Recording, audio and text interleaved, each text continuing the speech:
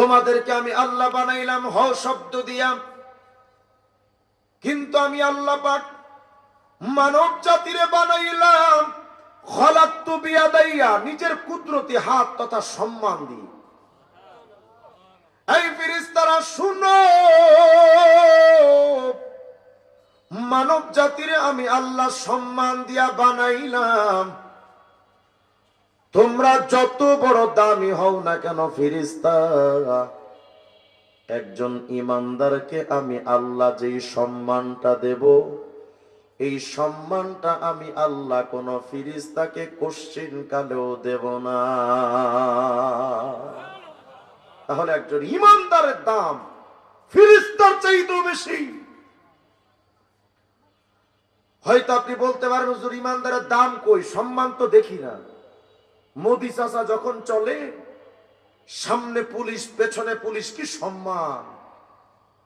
American Donald Trump মাথা কাটা পাগলটা যখন চলে, সামনে প্রশাসন পেছনে প্রশাসন, কি সম্মান। আপনাদের ইমানদারদের তো কোনো সম্মান নাই। আল্লাহ রাব্বুল আলামিন জবাব দেন, বান্দা শোনো, সরকারি মানুষ যদি কেউ হয়, সরকারি ভাবে তারে প্রোটেকশন দেয়, আর আমি আল্লাহ পাক ঘোষণা দিলাম সরকারি লোক হলে যেমন তারা সরকার প্রোটেকশন দেয়, তুমি বান্দা যদি আমি আল্লাহর বান্দা হয়ে যাও, আমার লোক যদি হয়ে যাও, সরকারি সেনা সদস্য হলে সরকারি বাহিনী তারে সামনে পেছনে প্রোটেকশন দেবে। আর আমি আল্লাহ আমার লোক যদি হয়ে যাও, লাহু মুআক্কিবাতুম মিন বাইনি ইয়াদাইহি ওয়া মিন খালফিহি ইয়াহফাজুনাহু মিন আমরিল্লাহ।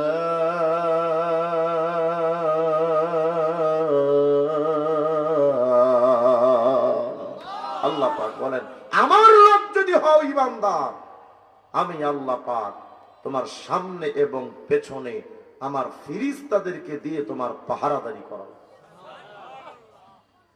একজন ঈমানওয়ালার সম্মান আল্লাহর কাছে এতটা বেশি, বেঈমানরা যত বড় সম্মানিত হোক না কেন তাদের মূল্য নাই, দুনিয়াতেও নাই আখিরাতেও নাই। কেন?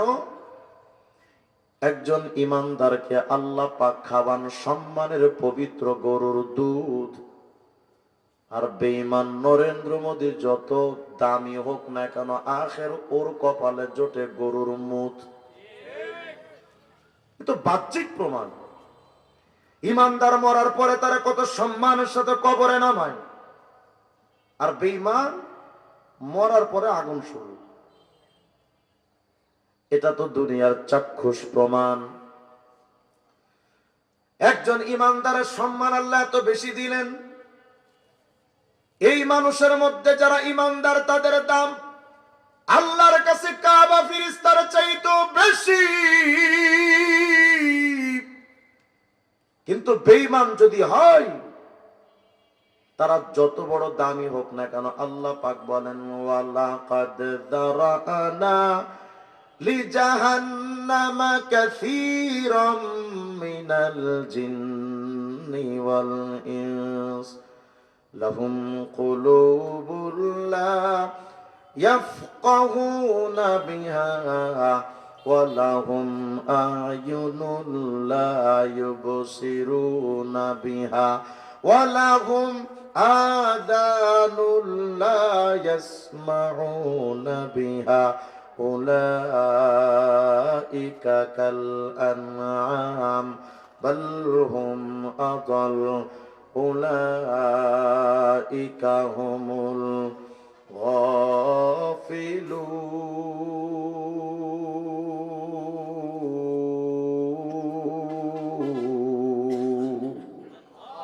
আল্লাহ পাক বলেন, দুনিয়াতে যেই মানুষ আর জিন জাতি আছে, এদেরকে দিয়ে আমি আল্লাহ জাহান্নামকে ভরবো। কোন মানুষ তারা? আল্লাহ পাক বলেন, কিছু মানুষ আছে এমন, লাহুম কুলুবুল লা ইয়াফকাহুনা বিহা, অন্তর আছে ঠিক, কিন্তু অন্তরটা দিয়ে বুঝের কোনো ফিকির তার নাই, বুঝে না।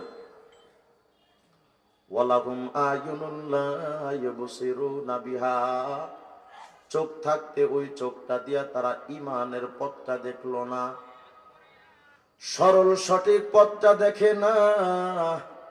ওয়ালাহুম আযানুন লা ইয়াসমাউনা বিহা, কান আছে তাদের কিন্তু কান দিয়ে ইমানের কথা শোনে না, মানে না। আল্লাহ পাক বলে, ইমানদার তোমার সম্মান ফেরেশতার চাইতেও বেশি, কিন্তু ঈমান যদি না থাকে উলাইকা কাল আনাম, তারা কুকুরের মতো সম্মান, তার শূকরের মতো সম্মান, পশু পাখির মতো সম্মান। ভাবেন তো ছিলাম কোথায়, আর ভণ্ড পীরের কাছে মুরিদ হয়ে বেঈমান হয়ে অবস্থান হলো কোথায়। ছিলাম ফেরেশতার চাইতেও দামি, ঈমানটা না থাকার কারণে আপনি আমি হয়ে গেলাম কুকুর শূকরের মতো। ইজ্জত শেষ, সম্মান শেষ, আপনার আমার অবস্থান এখন কুকুর শূকরের মতো। নাস্তিকরা বলে এটা কোনো কথা কইল আল্লাহ? আল্লাহ মানুষে কুত্তার সাথে তুলনা দিল, এটা কোনো কথা, কোনো ভদ্রতা? নাস্তিকরা আল্লাহর ভদ্রতা শেখায়, মনে হয় যেন আল্লাহ এই নাস্তিকদের কাছ থেকে ভদ্রতা শিখতে হবে। আমার ভাই, আল্লাহ তো শুধুমাত্র কিছু মানুষের তুলনা কুকুর শূকরের সাথে দিয়েছেন, বরং বলেছেন কুকুরের চাইতে আরো জঘন্য। এটা তো শুধু আল্লাহ বলেছেন, কিন্তু নিজে বিবেক দিয়ে একটু জিজ্ঞেস করেন তো নিজের বিবেকের কাছে, আমাদের যে কাজ কাম, আমাদের যে আচরণ, যে চরিত্র, আমাদের যে কর্ম, এটা তো অনেক ক্ষেত্রে কুত্তাকেও হার মানায়। কথা হয় না? মসজিদে আজান দিলে কুকুর কি ওযু কইরা নামাজ পড়তে দৌড়ায়? কথা হয় না? সুন্দর কইরা আজানের জবাব দিয়া জামাতের সাথে কুত্তায় নামাজ পড়ে না? আপনিও তো পড়েন না, বলেন? আপনার আমার মতো আর কুকুরের মধ্যে তাহলে তফাৎটা কোথায়? আলে ইয়াজুবিল্লাহ, আমি আপনাকে অপমান করছি না বাজান, শুধু বিবেকটাকে একটু জিজ্ঞেস করেন। কুকুর তো পর্দা করে না, আপনার স্ত্রী, আপনার সন্তান, আপনার বোন, আপনার মেয়েও পর্দা করে না। কুকুর তার নিজের ইজ্জতটা দেখায়, যদিও কুকুরও নিজের লজ্জাস্থানটা লেজ দিয়ে ঢেকে রাখে, আপনার মেয়েরা তো সেটাও করে না। কথা বলে বেহায়াপনার সাথে নিজের জীবন যৌবনটা দেখায় বেড়ায়, তফাৎটা কোথায়? কুকুরের খাবারটা পাক না না পাক? কথা বলে আপনার সুদের টাকা কি পাক? ঘুষের টাকা কি পাক? যৌতুকের টাকাও না পাক? মানুষের পকেট মাইরা যে টাকাটা নিলেন বন্ধু, ওটাও না পাক? মানুষের কাছ থেকে চুরি কইরা যেটা ধোকাবাজি কইরা খাইলেন, ওটাও না পাক? ওজনে কম দিয়া যেটা নিজের সম্পত্তি বৃদ্ধি করলেন, ওটাও তো না পাক? মানুষের জমি ক্ষেত খামার থেকে কিছু জমিটা আইলকাইটা নিজের জমি বাড়ায়া যে জমিটা নিয়ে উৎপাদন করলেন, ওটাও তো বন্ধু না পাক?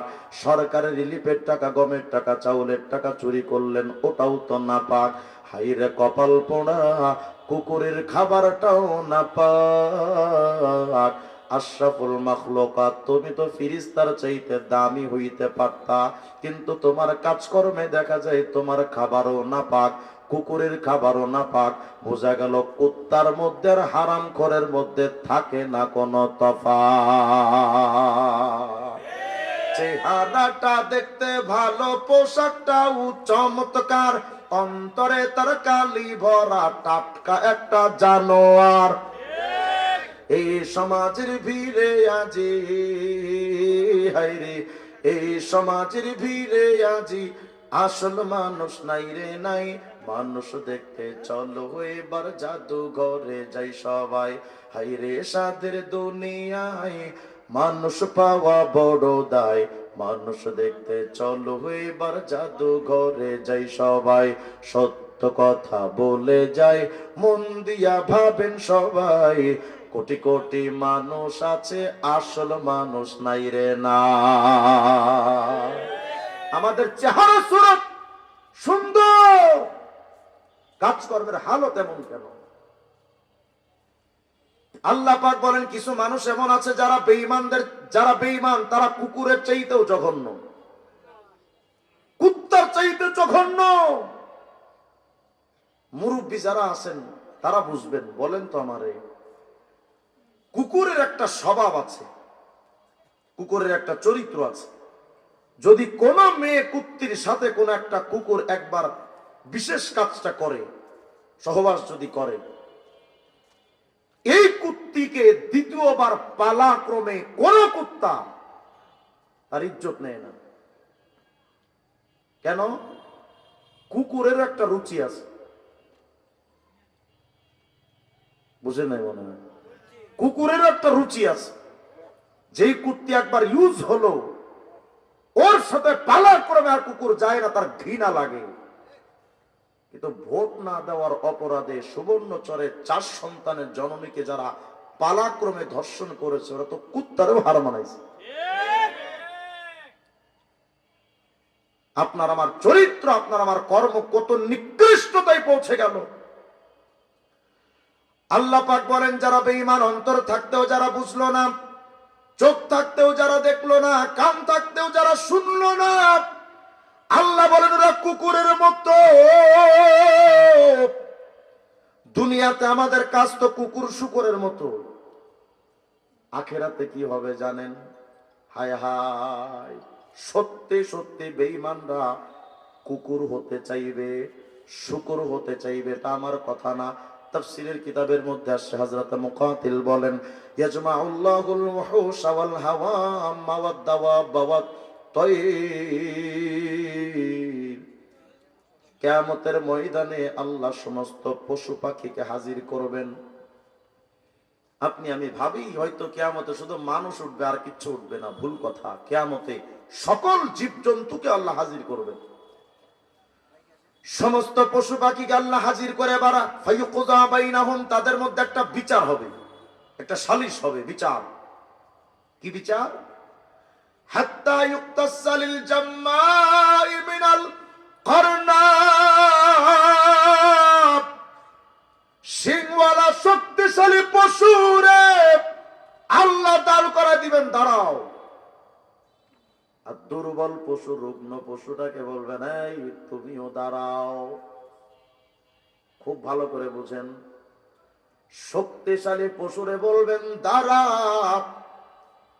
দুর্বল রুগ্ন পশুটারে বলবেন এই তুমিও একটু দাঁড়াও। জিজ্ঞেস করবেন দুর্বল রে, এই শক্তিশালী সিংওয়ালা পাওয়ারফুল তোমার দুনিয়ায় কয়বার জুলুম করেছিল কও? দুর্বলটা এখন বলবে আল্লাহ আমাকে দুনিয়াতে জুলুম করছিল মোটামুটি 300 বার। আল্লাহ বলবেন দুর্বল রে তুমি আজকে শক্তিশালী হয়ে যাও, শক্তিশালী রে তুমি আজকে দুর্বল হয়ে যাও। দুনিয়াতে যে 300টা তোমারে জুলুম করেছে, যেইভাবে জুলুম করেছে রে, আজকে তুমিও তারে পাল্টা প্রতিশোধ নাও। জুলুম সবচেয়ে কঠিন জঘন্যতম অপরাধের মধ্যে অন্যতম হলো জুলুম। যে জুলুমের বিচার পশু পাখির হবে। পশু পাখির তো নামাজের হিসাব নাই, রোজার হিসাব নাই, হজ যাকাতের হিসাব নাই, কিন্তু জুলুমের হিসাব পশুরও হবে। আপনার আমার তো হবে না, তাহলে কথা হয় না। দুর্বল পাইলেই তারা জুলুম করা ঠিক নয়, দুর্বল পাইলেই তারা মাইরেন না। জুলুম এমন কঠিন এক অপরাধ, এই মুমিন দুর্বলদের দুর্বল মনে করা উচিত নয়। দুর্বলরাই আসল শক্তিশালী, কিন্তু এই শক্তিটা আপনি আমি চোখে দেখি না। শক্তিশালীরা আসলে শক্তিশালী না, তারা দুর্বল, আমরা দেখি না। আমরা চোখ দিয়া যেটা দেখি ওটা আসলে সত্য না। যেটা দেখি না ওটাই আসলে সত্য। কথা হয় না? হুজুর এটা কি কইলেন? দুর্বলরা দুর্বল না তো কি? না না, দুর্বলরা দুর্বল না, শক্তিশালী পাওয়ার ওয়ালাদের কাছে থাকে তার টাকা আর ক্ষমতা, কিন্তু দুর্বলদের সাথে থাকেন স্বয়ং আমার আল্লাহ। আমরা যারা গত সরকারের আমলে যারা গ্রেফতার হয়েছি, আমি তো 2 বার গেছি, মোটামুটি হ্যাট্রিক করি নাই। প্রথম 2 দিন নিয়ে আমার কোথায় রাখছে আমি নিজেও জানি না, কখন ফজর পড়েছে কখন জোহর পড়েছি নিজেও জানতাম না, ওয়াক্ত ঘড়িও নাই, মোবাইলও দেয় নাই। দ্বিতীয়বার নিয়ে গেল ককটেল বিস্ফোরণ মামলা দিয়ে কাশিমপুর হাই সিকিউরিটি 4-এ আমরা 50 জন আলেম, আমি মৌলানা মামুনুল হক সাহেব, আমার উস্তাদ সাখাওয়াত সাহেব, খালেদ সেবুল্লাহ আইয়ুবী সাহেব, জুনায়েদ আল হাবিব, সব আমরা একসাথে প্রতিদিন দুপুর বেলা আমরা সব আলেমরা এক জায়গায় হইতাম, একত্রিত হতাম, হয়ে আমরা আল্লাহকে বলতাম, আল্লাহ পৃথিবীর কেউ না জানলে আল্লাহ আপনি তো জানেন আমরা জুলুম করি নাই। যে অপরাধের কারণে আমাদের গ্রেফতার দেখাইল, এই অপরাধ আমরা করি নাই, কেউ না জানলে তুমি তো জানো। আমাদের অপরাধ মাথায় টুপি দেওয়া, মুখে দাড়ি রাখা, পাঞ্জাবি লাগায়া শুধু আল্লাহ তোমার সত্য কথাগুলো অকপটে বলা, এটাই আমাদের অপরাধ, আর কোনো অপরাধ নাই মালিক। কিন্তু আমরা দুর্বল বলে জালেমরা প্রশাসনের প্রোটেকশন নিয়ে আমাদেরকে গ্রেফতার করে মাসের পর মাস, বছরের পর বছর আমাদের কারাগারে ঢুকায় রাখলো। এখন আমাদের বাচ্চারা যদি আব্বুর মায়া মহব্বতে যদি বাচ্চারা প্রাণ খুলে যদি কাঁদে, ওদের মাথায় হাত রেখে একটু কোলে তুলে একটু চুমা দিতে পারি না। আমাদের বাবা মায়ের চোখের পানি এই জালেমরা হারাম, চোখের ঘুমটা হারাম করে দিয়েছে। আল্লাহ আমরা দুর্বল, কিছুই আমরা করতে পারলাম না, পারবো না, করবো না। কিন্তু মালিক রে, এই মজলুম দুর্বলরা আপনার কাছে হাত তুলে শুধু একটা দোয়া করে, এই জালেমদের এমন একটা বিচার কইরো যেন এই জাতি জনম জনম মনে রাখে, আমাদের দুর্বলদের হয়তো হাতে অস্ত্রের ঝনঝনানি আর পাওয়ার নাই, কিন্তু সবচাইতে কঠিন অস্ত্র চোখের পানি এমন ভাবে মালিকের দুয়ারে কবুল হয়েছে, দুপুরের ভাত খাবার টাইমও পায় না। পাওয়ার ওয়ালা কে? দুর্বলদের দুর্বল মনে করেন না। মুসলমান শুধুমাত্র সরকার যে জালেম হয় এমন না, আপনিও জালেম, কারণ আপনি জুলুম করেন আপনার দুর্বল স্ত্রীর উপরে, আপনি বাবা হয়ে জুলুম করেন আপনার দুর্বল সন্তানটার উপরে, আপনি শক্তিশালী হয়ে জুলুম করেন আপনার ছোট ভাইটার উপরে, আপনার কর্মচারীর উপরে আপনি জুলুম করেন। বউরে যে পিটান, মনে মনে ভাবেন বউ তো আমার, আমি তো পিটাইতেই পারি, এটা আমার অধিকার। না না না, আপনার বউ হতে পারে কিন্তু বান্দিটা কার? বলেন আওয়াজ দিয়ে, কার? আপনি চাইলে মারতে পারেন না। সামান্য একদিন রান্নায় যদি একটু লবণ কম বা বেশি হয়েছে, দেমান কারে মারলেন? মারলেন কেন আপনি ওরে?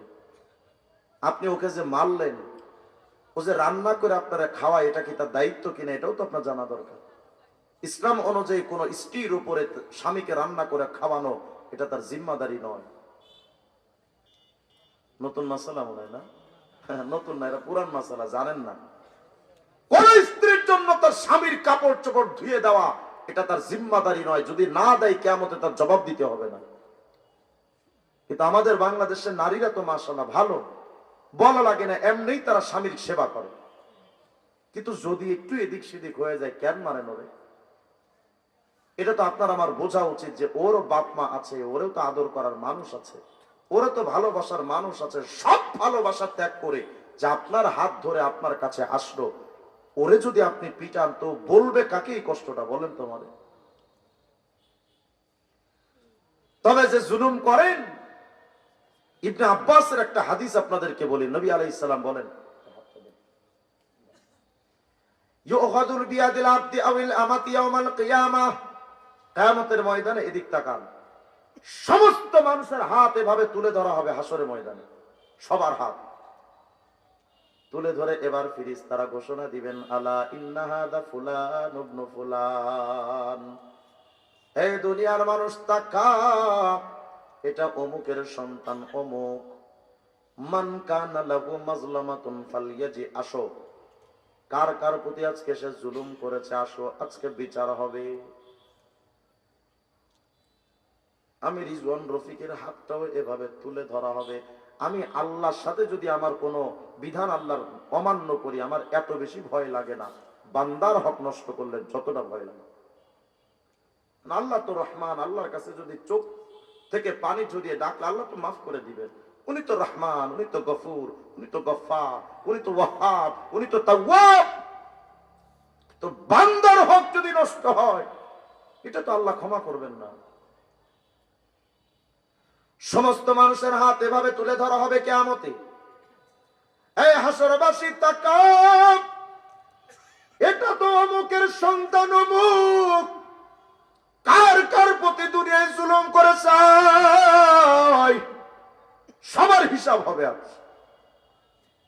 আল্লাহর নবী বলেন, নবীজি নিজে বলেন, আল্লাহর কসম, নবীজি নিজে কসম করে বলেন, ওই সময় কিয়ামতে সবচাইতে বেশি খুশি হবে তার ঘরের বউ, তার সন্তান, তার বাবা এবং তার মা।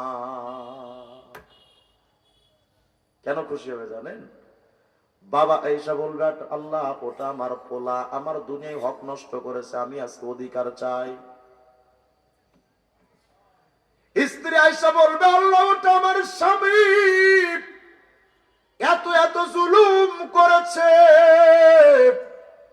ও রব আমি স্ত্রী হয়ে আজকে প্রতিশোধ চাই। সন্তানটা এসে বলবে, আল্লাহ ওটা তো আমার বাবা, ছোট্টবেলায় আমারে মাদ্রাসায় পড়ায় নাই, আমি আপনারে চিনতে পারি নাই, আমার অধিকার নষ্ট করেছে, আমি বিচার চাই। আল্লাহ সামান্য একটু অপরাধ করছিলাম, থাপ্পড়টা মাইরা 5টা আঙ্গুল ফুলায় দিছে আমার পিঠে, আমি জবাব চাই। নিজের পোলাডারে যে মারে না, তো নিজের সন্তানকে জুলুমের পর্যায়ে যায় এমন মারাও হারাম। মাদ্রাসার ছাত্র ছাত্রী তো পরের কথা, নিজের বাচ্চাকে এমন ভাবে যদি মারেন যেটা জুলুমের পর্যায়ে চলে আসলো, এটাও হারাম। হ্যাঁ, হয়তো আপনি তাকে শুধরানোর জন্য একটা ভয় ভীতি দেখাতে পারেন, একদম শাসনহীন হয়ে গেলে বাচ্চারা আবার নষ্ট হয়ে যায়, কিন্তু এমন মার দিয়েন না যেটা জুলুমের পর্যায়ে চলে যায়। স্ত্রীকেও এমন মার দেওয়া জায়েজ নয় যেটা জুলুমের পর্যায়ে যায়। হালকা মৃদু আঘাত, যেটার কারণে সে শুধু শাসনের মধ্যে থাকবে, এতটুকু জাস্ট, এর বেশি না। আম্মা জান আয়েশা সিদ্দিকা বলেছেন, আমি যতদিন আমার রাসূলের সাথে সংসার করেছি, একটা দিনের জন্য নবী আমাদের কাউকে পিটাননি। আপনি আমি নবীর উম্মত, বউরে মাইরা কুল পায় না। বাহিরে নেশা করে আয়েশা বাড়িতে বউরে পিটায়, জুয়া খেলে আয়েশা বাড়িতে বউ পিটায়, জুতা দিয়ে পিটানো দরকার এগুলা। আপনি কারে মারেন? আখের এটা মনে রাখা দরকার, আমার নিজের বাচ্চাকে যদি কেউ মারে আমি কষ্ট পাই না? কথা পাই? আমার পোলারে যদি কেউ মারে আমি কষ্ট পাই কি পাই না? তো যদি আমি নিজের বাচ্চার ক্ষেত্রে কষ্ট পাই, আল্লাহ তো বাপ মার চাইতে কোটি গুণ বেশি মায়া করেন বান্দাকে। আল্লাহর বান্দাকে যখন আপনি মারেন, আল্লাহ পাক কি এটা কষ্ট নেন না? কারে মারেন আপনি? কিয়ামতের ময়দানে সমস্ত জুলুমের হিসাব পশু পাখির পর্যন্ত হিসাব হবে। যখন পশু পাখিদের বিচার হবে, আমার মূল কথাই যাচ্ছে, কিয়ামতে পশু পাখিদেরকে আল্লাহ বলবেন, দুর্বলরে তুই প্রতিশোধ নিবে। প্রতিশোধ যখন শেষ, এবার আল্লাহ পাক পশু পাখিরে বলবে, এই শোন, আনা খলাকতুকুম ওয়া সাখখারতুকুম লিবানি আদম, পশু পাখি আমি তো তোমাদের সৃষ্টি করেছিলাম, সৃষ্টি করছিলাম শুধু এই মানব জাতির সেবা করার জন্য। অকুনতুম মুতিঈনা ইয়্যাহুম আইয়ামা হায়াতিকুম, যতদিন তোমরা দুনিয়ায় ছিলে মানব জাতির সেবা তো করেছো, আমি আল্লাহর বিধান পালন করতে খুব মনোযোগ দেন। ওই কুত্তাটা সারা রাত ঘুমাই না শুধু আল্লাহর বিধান মেনে মানুষের পাহারাদারি করার জন্য। ওই আকাশের চাঁদটা সারা রাত ঘুমাই না মানব জাতির সেবা করার জন্য, আল্লাহর বিধান পালন করার জন্য। সামান্য মৌমাছি চতুর্দিকে ঘুরে বেড়াই শুধু আল্লাহর বিধান পালন করে মানুষের জন্য মধু আহরণ করার জন্য। সামান্য সৃষ্টিকুল যদি আল্লাহর হুকুম মানে, আশরাফুল মাখলুকাত মানব রে, তুমি কেন আল্লাহর হুকুম মানো না? কিয়ামতে আল্লাহ পাক যখন দেখবেন সমস্ত পশু পাখি বিচার শেষ, আল্লাহ এখন বলবেন, এই শোন, মানব জাতির জন্য তোমাদের তো সৃষ্টি করেছিলাম, তোমরা তো আমি আল্লাহর বিধান মেনেছ। আজকে যখন দুনিয়া নাই, কিয়ামতে মানব জাতি কেউ যাবে জাহান্নামে, কেউ যাবে জান্নাতে, তাদের জন্য আমি আল্লাহর ফেরেশতা স্পেশাল ফোর্স রেডি আছে। তোমাদের দরকার নাই, একটা কাজ করো, ফারজিউ ইলা মা কুনতুম আইকুনু তুরাবা। এই পশু পাখি রে, আজকে কিয়ামতে তোমাদের আর বেঁচে থাকার কোনো দরকার নাই। এখন তোমরা একটা কাজ করো, আগে যেমন ছিলে তেমন হয়ে যাও, মানে মাটি হয়ে যাও। বড় বড় জীবজন্তু গুলো মুহূর্তের মধ্যে মাটি হয়ে যাবে। যখন গরু, ছাগল, হাঁস, মুরগি, কুকুর, শূকর মাটি হয়ে যাবে, আর এই দৃশ্যটা যখন বেঈমানরা তাকায় দেখবে। আমি এই হাদিসটা এনেছিলাম ওই আয়াত বোঝানোর জন্য যে আল্লাহ বলেছেন বেঈমানরা কুকুর শূকরের মতো।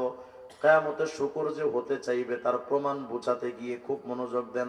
ফাইদাল তাফাতাল কাফিরু ইলা শাইইন সারা তুরাবা, যেই সময় বেঈমানরা দেখবেন পশু পাখিগুলো মাটি হয়ে গেল, এই দৃশ্যটা যখন বেঈমানরা তাকায় দেখবে যে তাদের সামনে কুকুর শূকর সবকিছু মাটি হয়ে গেছে, অথচ বেঈমানদের মাথার উপরে সূর্য এসে তাদের মগজগুলো গলে গলে বেয়ে বেয়ে পড়তেছে, তাদের জিহ্বাটা নাভিস্থল পর্যন্ত পিপাসায় ঝুলে গেছে, তাদের পায়ের নিচে তামার মাটি গরম। ওদিকে জাহান্নাম হুঙ্কার ছেড়ে ডাকতেছে, আল্লাহ আমারে জাহান্নামীদেরকে দেন। সূর্যের আলো, মাথার তাপ, এমন তাপ মাথায় লাগাবে মাথার চান্দিটা টাস টাস কইরা ফাইটা যাবে। ওই কিয়ামতের ময়দান এত ভয়ঙ্কর, পায়ের নিচে তামার মাটি এতটা গরম। মক্কা শরীফে যদি আপনারা কেউ যান, এবার আমি হজের সফরে একদিন হারামে নামাজ পড়তে গেছি, তো আমি জুতাটা পেছনে রেখে নামাজে দাঁড়িয়েছি।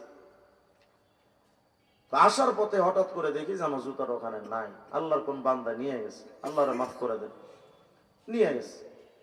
আমি ভাবলাম মক্কার মাটি তো গরম জানি, কিন্তু কত আর গরম হবে, আমরা তো বাঙালি, এমনি তো পায়ের চামড়া মোটা, তো যাই না হেঁটে খালি পায়ে। আমি হেরেমের এরিয়া ছেড়ে যখন পিছে রাস্তার যখন হাঁটতে শুরু করছি, 30 সেকেন্ড যাওয়ার পরে আমার মনে হচ্ছে পায়ের চামড়ার নিচের অংশটা একেবারে খুলে রাস্তার সাথে পড়ে থাকবে, এতটা গরম। তাড়াহুড়া করে একটা রাস্তার পাশে এক জায়গায় দেখছি একটা কার্টুন, এর উপরে কি দাঁড়িয়েছে, তাড়াতাড়ি দৌড় দিই।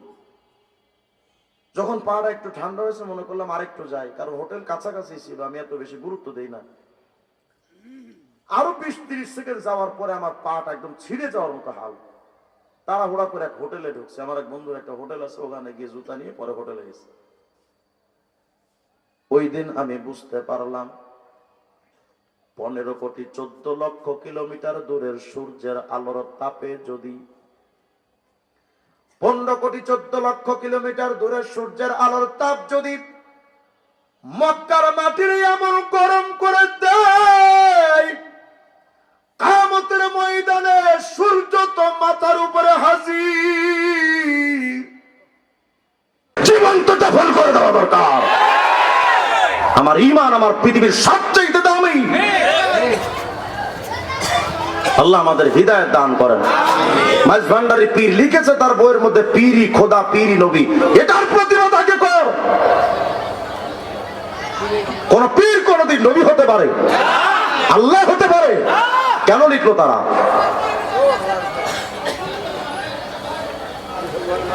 সুন্দর একটা পরিবেশটা নষ্ট করে দিয়ে গেছে। আল্লাহ আমাদেরকে হিদায়াত দান করেন। আমার সময় তো এমনি শেষ, আমি তো এখন শেষ করে দিতাম, কারণ এসব নামাজের সময় হয়ে গেছে। আল্লাহ তাআলা আমাদের সবাইকে ঈমানের হেফাজত করেন। বলতেছিলাম, মানুষ যখন জিনা করে তখন তার ঈমান থাকে না, বুখারীর হাদিস। অথচ দাড়িটা যে কাটেন, যতদিন পর্যন্ত দাড়ি এক মুষ্টি বরাবর না হবে, 24 ঘন্টা জিনা করলে যেমন গুনাহ তেমন গুনাহ হতে থাকে। তো জেনাকার জেনা করলে যদি তার ঈমান না থাকে, 24 ঘন্টা যে আপনি জেনার মতো গুনার মধ্যে নিমজ্জিত আছেন, এই হালতে যদি মরণ হয়, বলেন বাজান আমারে, মুনকার নাকির সাদ ইবনে মুয়াজের মতো সাহাবীকে ছাড় দেয় নাই, আপনার আমার যদি দাড়ি কাটা হালতে যদি দেখে, কি উপায়টা হবে বলেন? আজকে থেকে আমরা সুন্নাত তরিকায় জীবন চালানোর চেষ্টা করব ইনশাআল্লাহ। গুনাহমুক্ত জীবন চালানোর চেষ্টা করব, ঈমান হেফাজতের চেষ্টা করব তো ইনশাআল্লাহ। আল্লাহ তাআলা যেন আমাদের সবাইকে কথাগুলোর প্রতি আমল করার তৌফিক দান করেন, বলেন আমিন। এই মাদ্রাসাকে আল্লাহ তাআলা কবুল করেন। আল্লাহ